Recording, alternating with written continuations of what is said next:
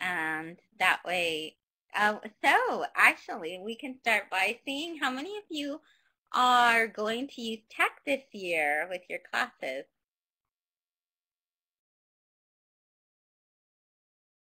And it could be websites, it could be mobile devices, it could be computers, even digital cameras, blogs, wikis, all kinds of things.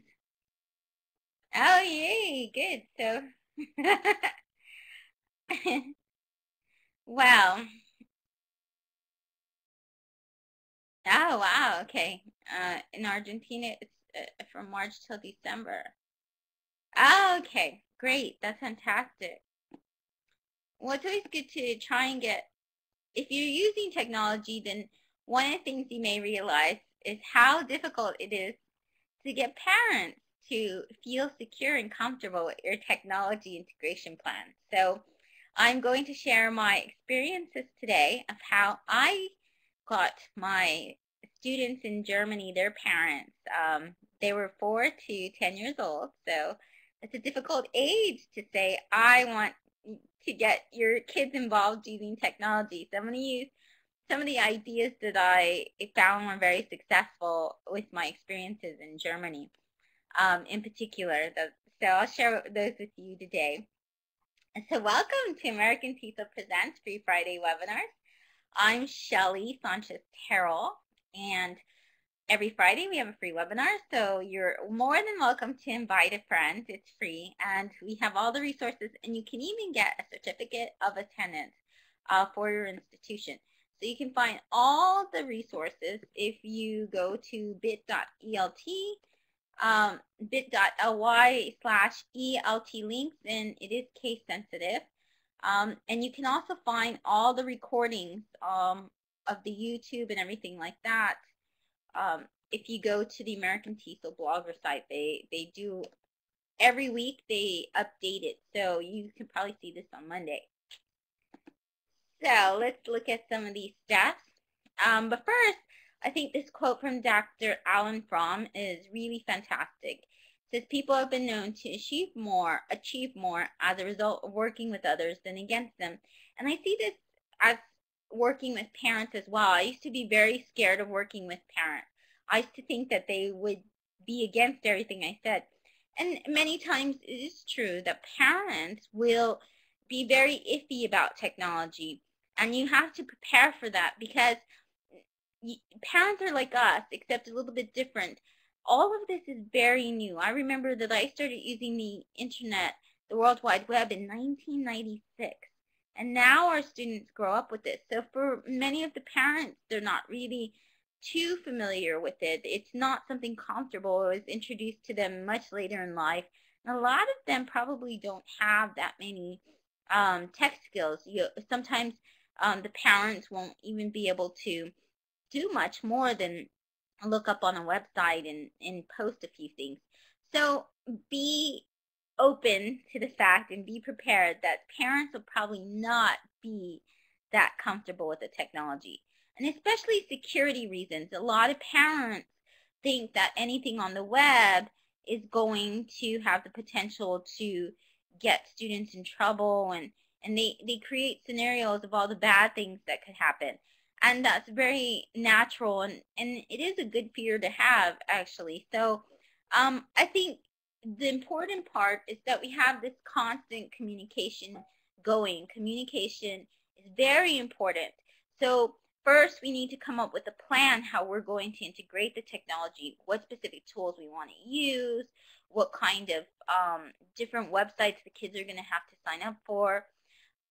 And we create this plan, and then we have to communicate all this plan, these ideas, the websites we want to use with the kids, all of these ideas with the parents. We have to let them know about it, and then we have to get them on board with this idea.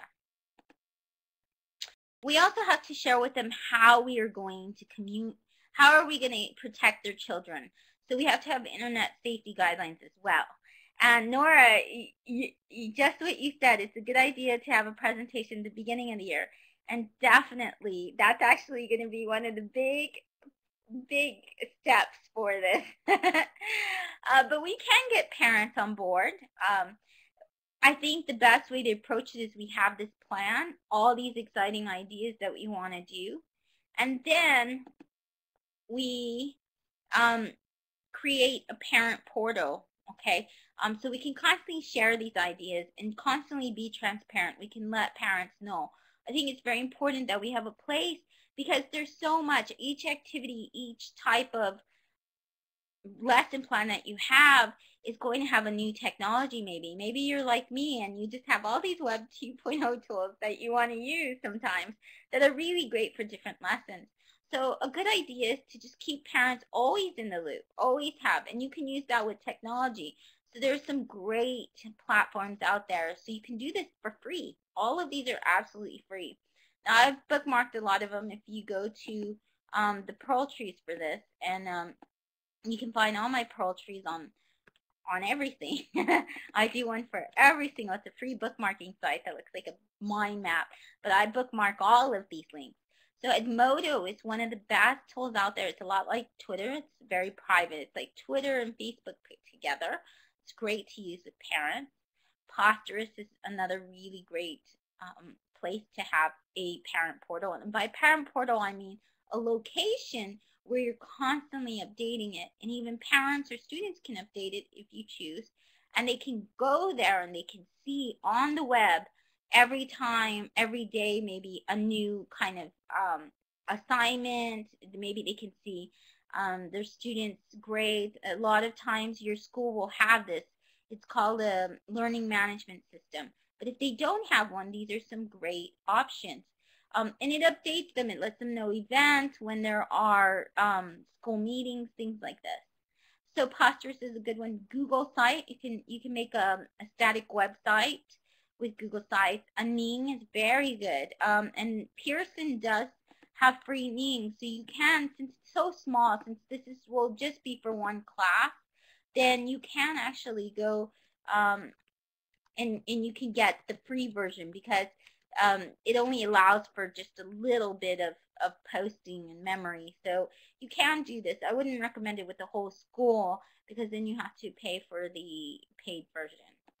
The next wiki, I'll show you what that is in a little bit. A Facebook group. Now, a Facebook group, I think, is one of the most effective ways to get parents involved. The reason is because a majority of people in the world are on Facebook. Facebook has over 850 million users. If it were a country, it'd be the third largest country in the world. So it is more likely that your students and the parents are going to participate in a Facebook group. You can make it private so nobody else has access to it. So there are safety measures. You can put documents and all of these things. But just in case, like many schools, you're not allowed to use it in the school, then you can use Moodle, Blogs, Haiku, or Google Plus page. This is what Haiku looks like. Well, before we begin that, what is the best option for me? So I shared with you all these great tools, and I think they're really wonderful and effective, and they keep kids safe. They're very safe options. There are many different platforms out there where you can have a free website, but these are the ones that I think are the best tools. And so you might say, well, which is going to be the best option for me? Well, I don't know all of your classroom settings. So these are a few questions that to narrow it down. Which do you have access to? Which are you allowed to use? Some of you won't be able to use Facebook. Maybe you'll have to use a Google Plus page. Some of you might want to use Edmodo, and maybe you don't have access in your country. So these are different things you have to consider. Which tools are the parents and students most comfortable using?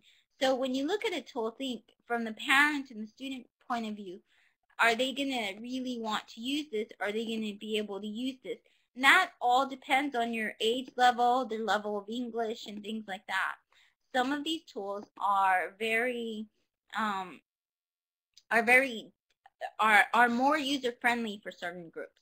Which of these tools do the parents already use? Some of the parents might be familiar with being on a Ning, or they may be familiar with being on Google Plus. They may have Google. They may have Facebook. So it's up to them what should the ones they already use, and which are going to save you time. So what is not going to be too much work for you. For me, I'm already on Facebook. I'm already posting on Facebook. So it saves me time because all I got to do is just post it again, or Google the same thing. Also, different things like, Edmodo I've used in the past before as well. So it depends. It's up to you. What can save you time as well?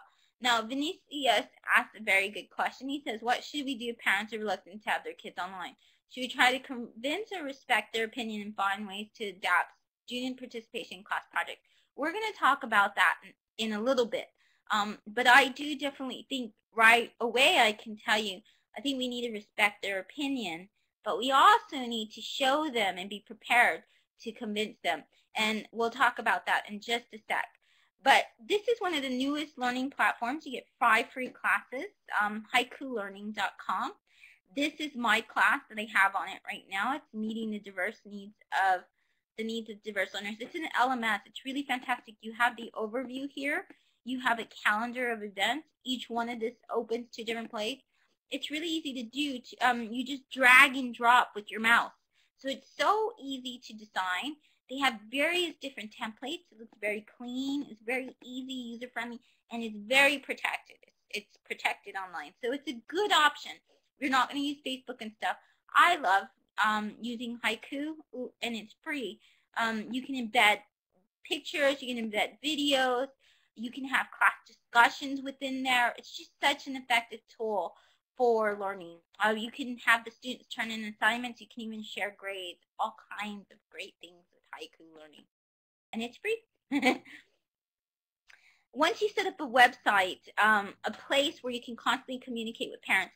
And the thing is that when you have a website, this is going to save you time. The reason it's going to save you time is because a lot of parents, if you called every single parent on the phone, that would take a very long time. You would have all these conversations and things like that. And I think calling parents is important, but you don't want to do this all the time. But you want to constantly have that communication flow going.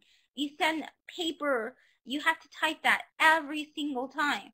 But if you have a website, you can use these things again and again every year, every semester, with every class. You don't have to redo this every year. It saves you so much time in the long run.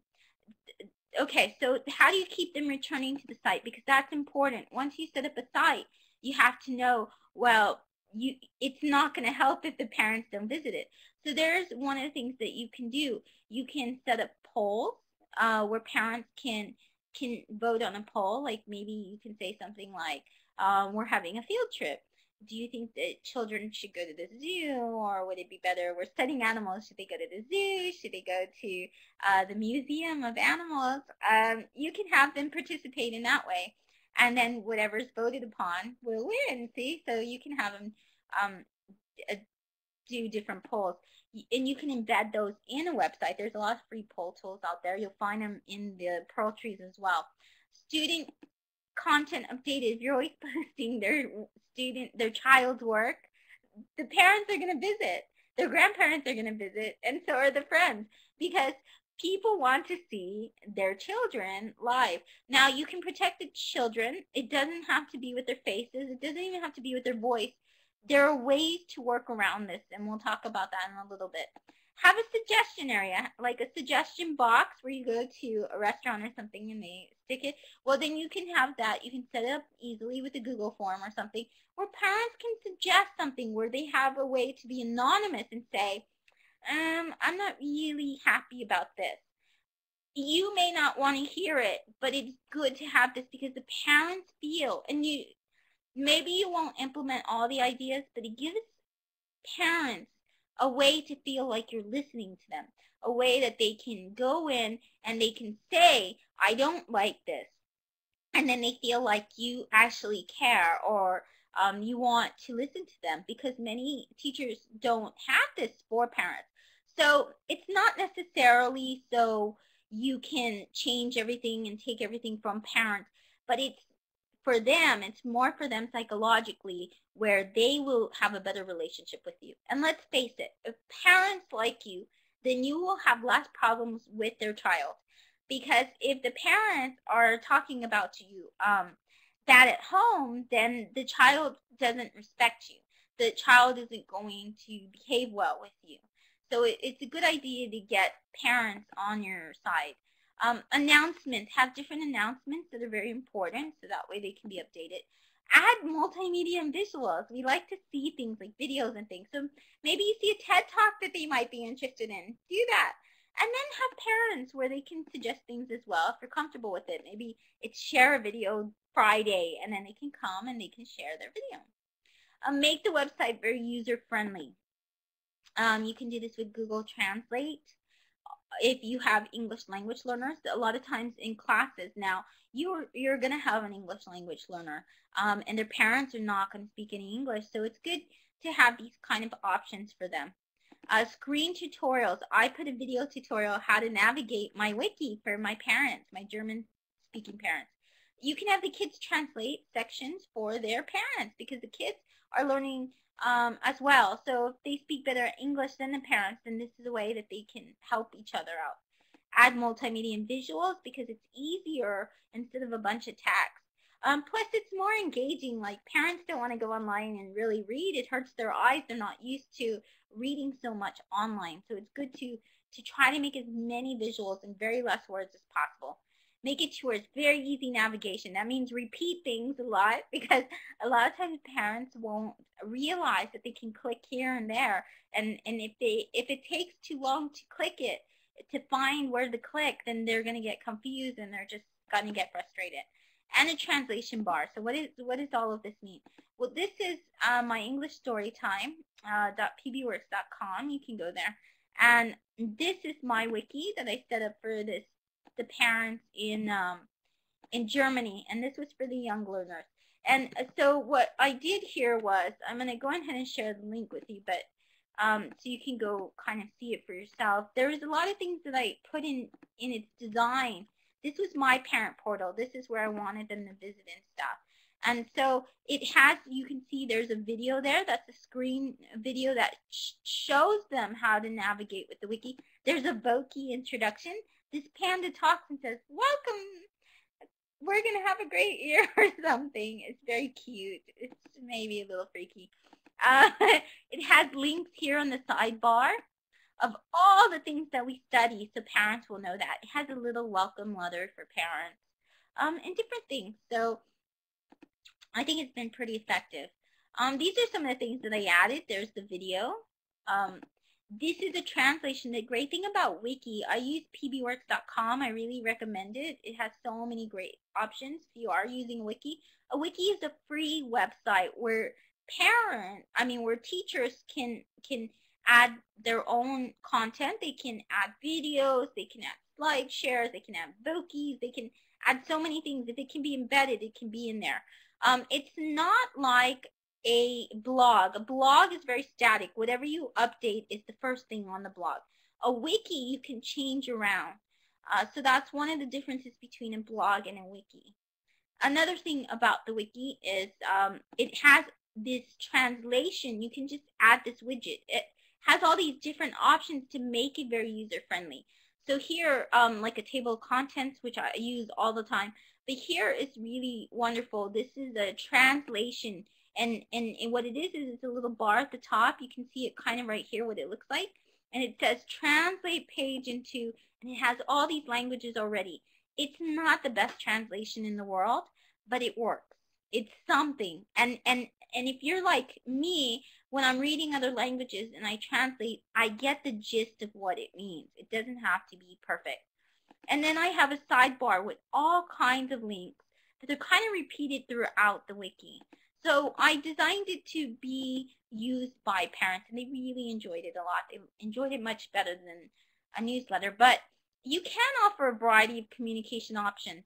And so what I suggest is at the beginning, and we'll talk about it, is to survey parents and to ask them. They can complete a survey, and you can ask them, would you be, these are some communication options that I have available. Would you be willing to look at this? And then talk about them. Some schools, they have a Twitter account, and then parents will follow that Twitter account. So that's one way to keep communication. Or they have a Twitter hashtag, and then they can just follow everything in the Twitter hashtag. Google Calendar, a shared Google Calendar is really fantastic. And the parents, when I show them Google tools, they get so excited. They use it in their work as free stuff in their work. They really love Google. I've done training in Google before, and they just love it. And they share it with their bosses, and their bosses just love it. So then they get promotions and they love me. But Google Calendar even allows you, it always updates their calendar. But the great thing is it syncs with your phone, your mobile device. So if the parents have a mobile device, every time you add something, they can choose to get an alert. And it'll come up on their phone, or they can do text message alerts, and they'll always know when you post something new. So that's a great thing about shared Google Calendar.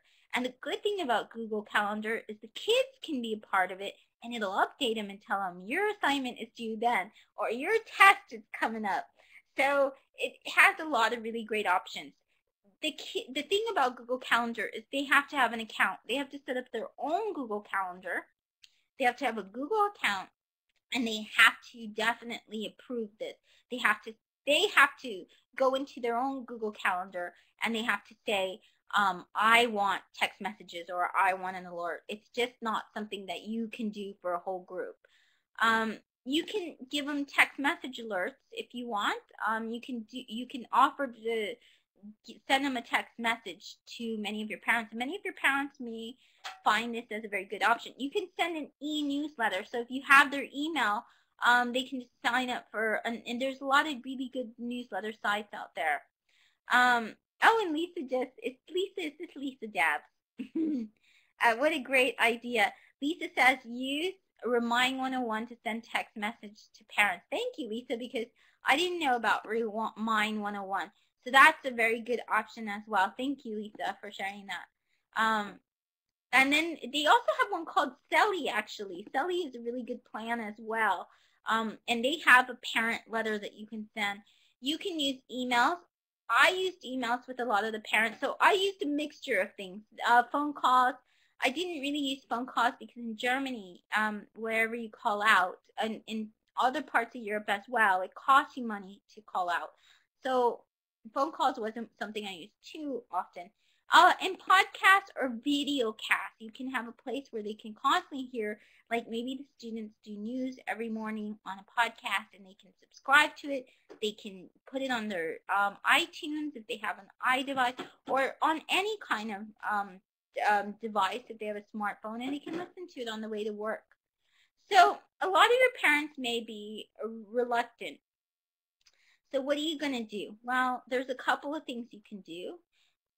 When you are talking with your parents, and you decide that you're going to have technology, and you decide what your technology plan is, one of the things that you can do is you can set up a technology integration plan.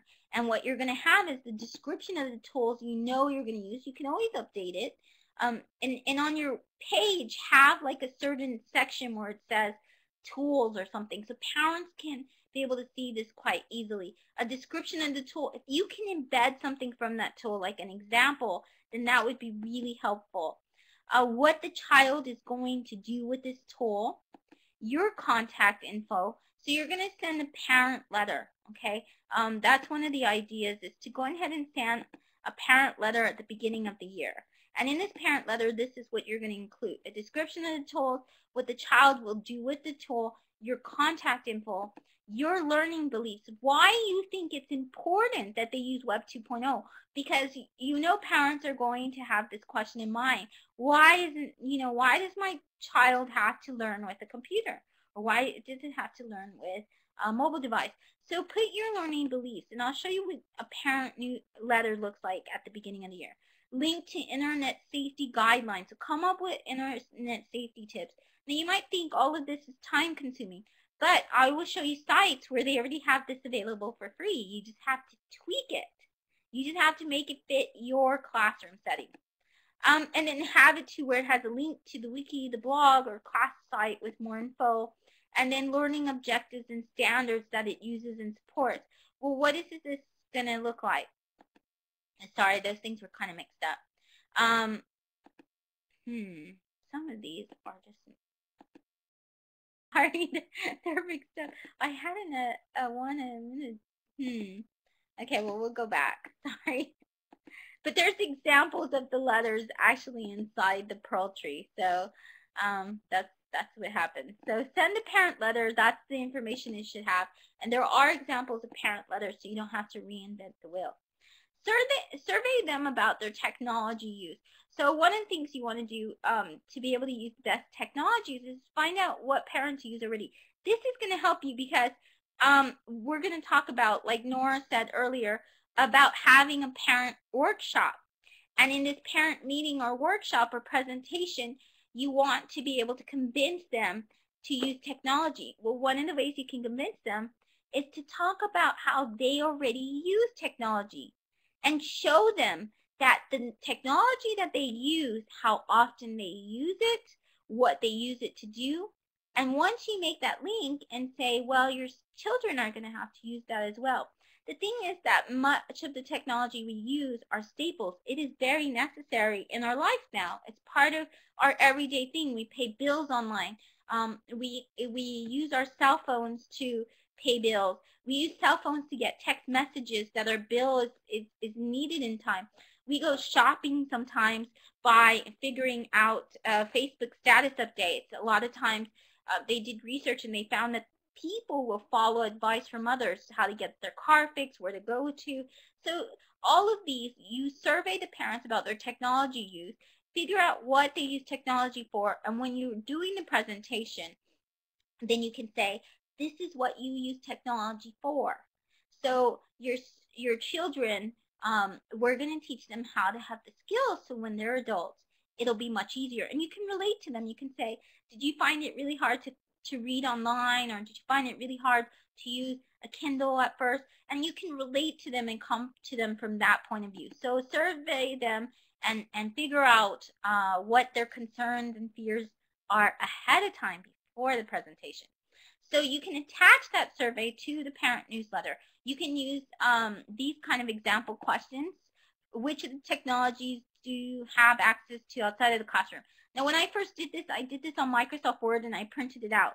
But there is a better way to do it online, and parents will go online to fill out this form.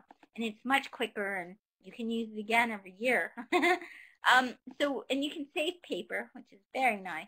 Which of the following technologies do you have access to outside of the classroom? And then so that way I know their access.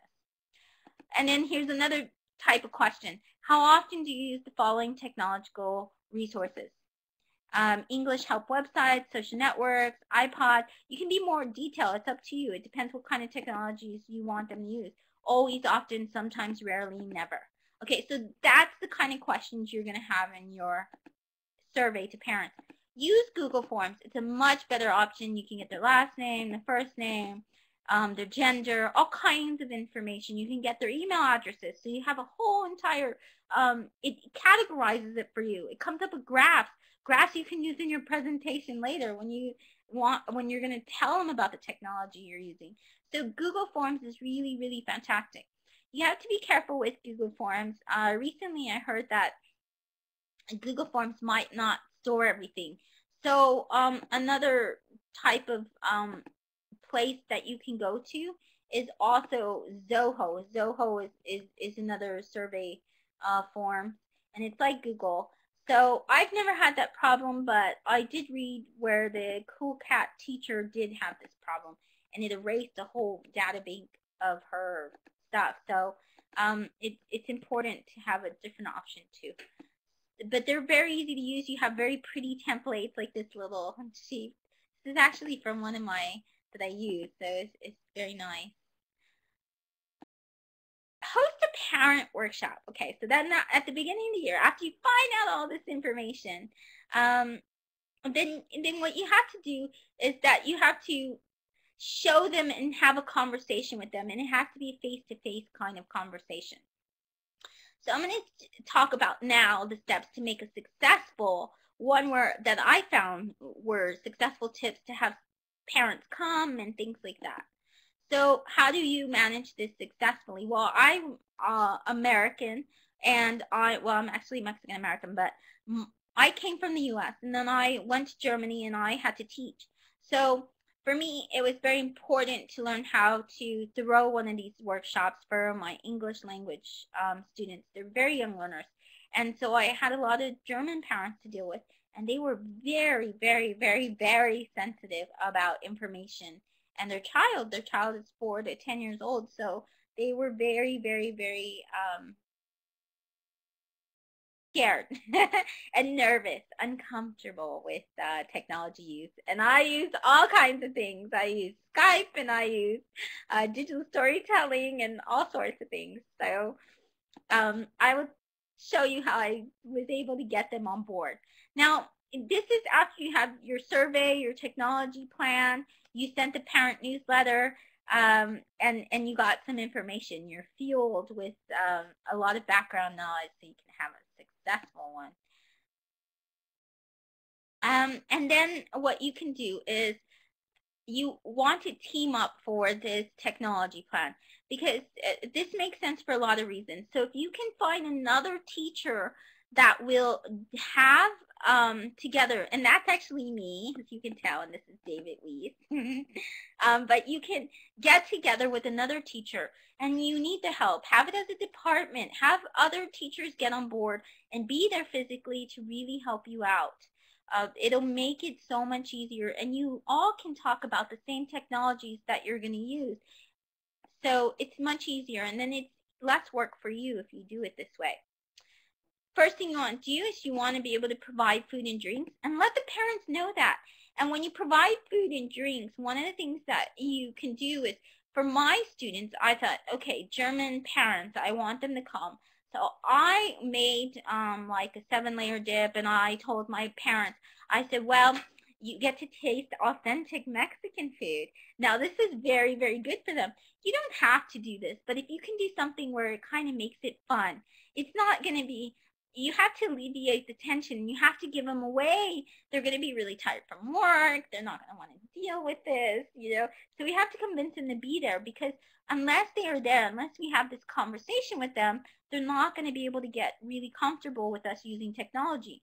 So all this work in the beginning really helps you out through the long run. It makes sure that you're not going to have these constant conversations and stuff, or these kind of walls that come up every time you use technology. So provide food and drinks. A lot of times I would write HEB here in San Antonio, and I would tell them I'm having an event or something like that, and they would give me a free gift certificate. So you can write a lot of the stores around, and you can tell them for school, they write this off. They have to for charity reasons. So a lot of times you can ask the supermarkets and stuff like that, and they'll donate food.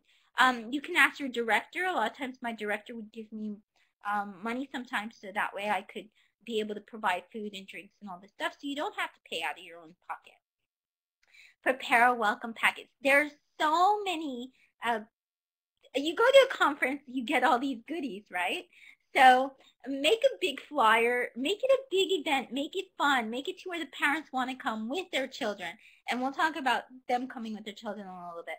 But there's so many companies you can write to that you're using. If you're using their tools, then say, I'm using your tools. One, do you have a parent letter I can use that talks about your tool? And they will. A lot of these Web 2.0, Glogster and Voki and all of them have parent newsletters prepared. So you don't even have to write about them. Another thing they'll do is they'll send you things. They'll send you like little zip drives like this. Actually, I got this one at a conference. I really loved it. But really practical things, pencils. They'll send you little notepads, little sticky notes, these little kind of pins and folders and all kinds of stuff. They'll even send you a bag, or all those bags of all the conferences that you went to that you never use. You can just kind of do like a mix of them and give them out, and then this is a welcome package. Now the reason you want to do this is because you're gonna have a folder or package anyway of the technology plan, what you plan to use. So you might as well have the parents be able to carry it in something. And if they know they're going to get something, like win something or something, then a lot of times they'll be okay with it. Plan for daycare. And so have an event. That's why you need more than one person, because you need someone who, if you're going to have a movie to show the kids or some activities to show the kids, the parents, they're working and they're going to have to bring the kids. They're going to, if you provide food, then they don't have to worry about dinner and they don't have to worry about daycare. So these are just practical things to keep in mind. Have icebreakers so they can learn more about them and ease the tension.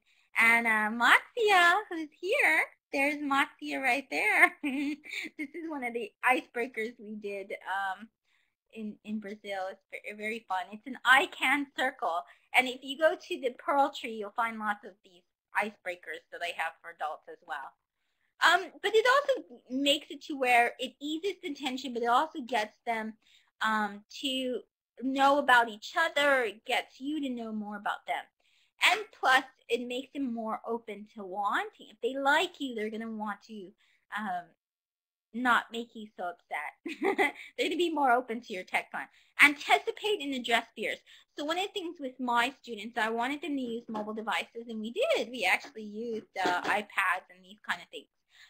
And using it with 4-year-olds is a difficult thing for parents. I'm going to tell you, when I had my EdTech workshop for the parents, and I called it a workshop because I wanted them to do things. I didn't want them to sit the whole time.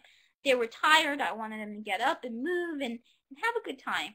And plus, I think it's very important at a workshop that you don't give a presentation. You want to show them the way that you teach. And so if they get this feeling in the workshop, then they'll really get to see your learning beliefs and stuff manifested. They're going to see what kind of a teacher you are, and they're going to appreciate that. So treat the parents a little bit like you're going to teach the kids in the classroom. If you're going to have games and stuff, and have that in the workshop. It'll be fun for them. Anticipate and address fears. So one of the biggest fears was texting or using mobile devices. And they weren't going to text in my class, but the parents, when I asked them what was their fears of technology, one of them actually said, well, my child texting makes them stupid, and that then they just went on this tirade on how texting was just really bad for people. And so these were things I had to prepare. There was a David Crystal video that's really good that shows the texting actually is very good and helps students, and the abbreviations really is great for literacy and things like that. So I had examples, video examples, visual examples, class examples ready for things that I knew they were going to say. I knew my parents were going to say, oh, well, they're going to meet someone online and they're going to go. I just kind of figured this out because I asked my sister and others, and I said, well, what would be things that you worry about? Go over your cyber safety guidelines and measures. Tell them how you're going to make sure that their students, that their children are protected, that their children aren't going to be talking to strangers, they're not going to be tracked down and geolocated and stalked and all of these things. It's very good to alleviate their fears ahead of time. Let them play with some of the tools, apps, and web tools that you plan on using. So whatever you want them to use, go ahead and let them. You can use Gogster or Voki. Have them create a Voki or something. Just one. Something that's very simple. Have them do a photo babble or something. Work in pairs and kind of do this kind of activity. So that way they can see it's a lot of fun. They can see what kind of learning the kid will do. Elicit and incorporate their ideas. Ask them questions where they can suggest ideas, and you can say, well, that's a good advice. For example, my students, I said, well, I want to be able to show your students work online. What are things that you would want them to do? And maybe they could suggest books, or maybe they suggested a poster. I mean, all kinds of ideas. And then I incorporated those. For the wiki, actually, one of the parents said, well, in this wiki, they said, I would really like to see song lyrics because we practice songs at home. So I ended up putting a section on song lyrics. So that's something that a parent suggested. So there's a lot of things that you can get from parents that will really help. And then once you use their idea, they get all excited. They're like, yay, I got to add to the wiki. Record the session. Some of the parents are going to work. They're not going to be able to attend. So have a recorded session, do it in the back, so that way you see everybody's back. Let them know ahead of time. Say, I'm recording the session for those who can't come. sometimes they live stream. I wouldn't suggest live streaming to begin with. The only reason why is if it's a big meeting, yes. But if it's your first meeting, you want them to come. So if they think it's going to be live streamed and it recorded ahead of time, then they may not show up. They might say, I'll wait for the recording. So it's good that there you kind of say, I'm recording the session. It's your back. Or you can just do it towards the front and it only records you and your projects and in your presentation and stuff like that. Do a follow-up after this tech workshop, make them have a survey maybe, or call them up, each one of them at the beginning, and or send an email and say, thank you for showing up, here's the recording, here are the points that we talked about. Just to sum up, this is, you know, what happened, and different things like that. Just follow up. Did you feel comfortable with it? What can we do to make it better next time? Did you like the food?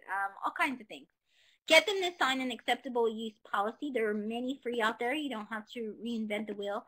And an acceptable use policy, what it does is it has an introduction, how you use technology, the software, hardware involved, what it is to be a digital ethicist, what you expect them to do, the students with the technology. It's basically saying your guidelines for using technology and the rules you have set aside.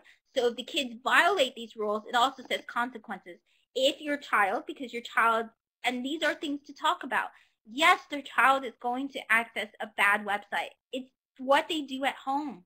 So they're going to do it at school. But it is better if the child does that. Actually, it's a good thing. I hope my children, my students do that in class, because that means I get the chance to stop them and say, well, why did you do this? And I get to teach them. So when they do it at home or by themselves and they don't have a guide, that they make a better decision.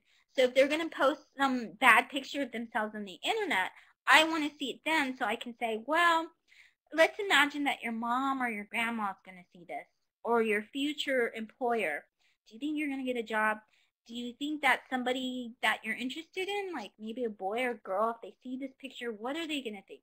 So it helps them. It helps you talk with the kid and make sure that they are a good digital citizen when they're in the real world and they don't have you as a guide. So these are some of the things you can tell the parents about. And then have the parent sign it, because then this is the permission form. So when a parent can say, it's okay to share my child's media on a site. It's okay to share with the school community. No, it's not. And if they sign this, well, then that child isn't being shared. So you get to find out. One of the things I did was my parents did not want their kids' faces online. So that's fine. So one of the things we did was I had them create avatars. They look like this. I use doppelme.com, but there's tons of avatars that you can use where it's a cartoon of the kid and it's not the face. But they could use their voice. So I use their colorings, I use their voice, and there's lots of websites where you don't have to do that. So to answer Vinicius' question from earlier, it's very important we respect opinions and compromise. Maybe they won't agree with all of your technology plan with all of these ideas, but they'll agree with some, and that's some technology that you can use. And we can't get angry. One of the things we have to respect opinions, because we're not going to be able to move forward if we don't respect their opinions. They are from another time. So they're not too understanding because they're not growing up with these technologies. Just like you, they had this around 96 or something, and this is when they started using the computer. So they're still getting very comfortable and used to it themselves. A lot of school now will offer in the evening, they'll use the computer lab, and they'll do parent training on the computer to help them with job skills and stuff, and it helps with this. If you can do this with your particular institution and offer free training, then that's a great thing to do. If you have any questions, you can always go to the bit.ly address, and then you can find all of these resources, and hopefully it helped you today. So here's the address. You can find certificates and everything else like that.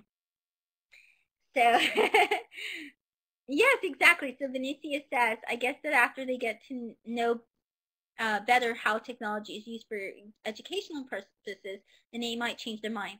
Exactly. When they decide that the technology, when they see how it improves their work skills, how it maybe gets them a higher promotion or helps them in their life, like manage the bills, like even showing them how to use Google Docs to manage their accounting or to pay bills on time and things like that. It's really helpful for them to show them you can set up a calendar online, or you can take your bookmarks everywhere you go. I mean, these are things that really help parents, and they say, wow, this really is helpful. And then they're more open to having their children use the technology. So good point, Vinicius. If you have any questions, you're more than free to ask. I'm going to go ahead and stop the recording. Thank you for coming.